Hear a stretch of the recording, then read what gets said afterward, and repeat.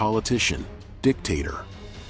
These three words may be more than enough to describe a great military leader, Caesar, who opened the door for the Roman Republic to become an empire. But to put it in one word, the most appropriate would have been careerist. And why is that? Here's his story. When he opened his eyes to the world as a member of the Julians, one of the leading families of Rome, he found himself in an environment where politics and power were constantly discussed. As a member of a family that has a say in politics, it was not difficult for Iqbal to open his doors. After working as treasury manager, public works officer and ombudsman in a short time, he appeared as a governor in Spain, which was a province of Rome at that time. But his goals were higher. He returned to Rome and was elected consul with the solid alliances he had formed. He was now one of the most prominent figures in Rome. A year later, he appeared as a governor in Roman Gaul, that is, in France.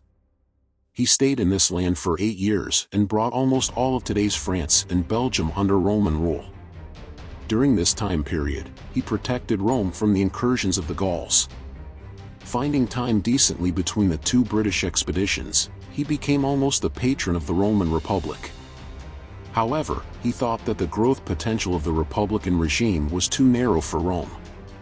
Moreover, he did not intend to be content with what he had on his own. A voice inside him was constantly asking the same provocative question: "You protect, why don't you manage?" He listened to the voice inside him and ignored the warnings of the Senate. He crossed the Rubicon River, considered the symbolic boundary between military authority and civilian authority, with his army, taking the Timi decrees under his feet. The prohibition of soldiers from going down the river, which serves as a border in the north of Italy, was a measure taken in the name of protecting Rome from civil war. But it didn't work. In the civil war that broke out, Caesar threw the Republicans like cotton wool with his army, which had made a fateful alliance with him. Pompey, the leader of the Republicans who had once given him his hand and made him consul, had to flee to Egypt. And Caesar went after him. His stormy relationship with the Egyptian Queen Cleopatra, which we can consider as the first historical magazine, would also begin as a result of this follow-up. When he returned to Rome, his enemies were angry. Everything became a pot of milk.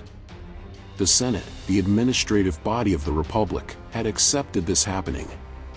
Caesar was the sole master of Rome. He declared himself consul and dictator. Acting pragmatically, he continued to use the titles of the Republic. Caesar was not caught up in the intoxication of power, which is one of the unswerving routines of history. He tried to reform with the power in his hands. He reduced the debt, expanded the Senate, and revised the calendar. Everyone thought that his dictatorship was temporary, so Caesar detonated the bomb. In 44 BC, he declared himself dictator for life. The calf's tail was also torn off there. He had already made enough enemies with his success. Added to this, his ambition has enraged Republican senators. The boilers began to boil. He was assassinated on March 15th of the same year. Among the senators who took him among them and stabbed him was Brutus, whom he once stretched his arms and called my spiritual son. Decapitated Brutus, and decapitated Brutus. This situation inspired a key phrase in terms of expressing ingratitude: "You too, Brutus." With the death of Caesar, the final series of civil wars that would end the Republic dragged Rome. From this chaotic landscape, Caesar's nephew and adopted son Octavian emerged strengthened. Taking the name Augustus, he became the first emperor of Rome to change the regime. In a way, Caesar had opened the door to the realization of his dreams for Rome with his death.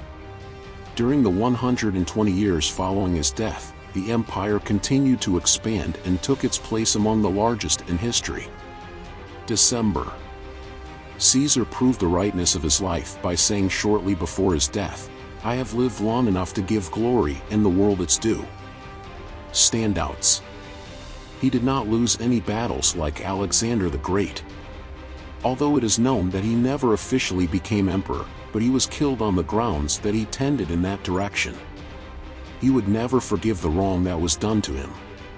When he was young, he was kidnapped by pirates on his way to Rhodes, and after he was released, he had them all captured and executed. Although his relationship with Cleopatra occupied the agenda, he also had 3 official wives and numerous lovers. It is even claimed that Brutus, one of the people who took his life, was also his son because of this freedom he experienced in his relationships. Although his relationship with Cleopatra lasted for 14 years, they could not marry, because Roman law entered into decrees between lovers. According to the law, only Roman citizens could marry each other. He is the first Roman character whose glory was officially declared. After his death, with the encouragement of Augustus, the Senate registered that Caesar was a divine personality, and a temple was built in his name. The calendar we use today is the work of Caesar. His bust is the first Roman to be printed on coins. He is claimed to be the first soldier to send secret messages using encryption technique. He was 55 years old when he died and had received 23 stab wounds.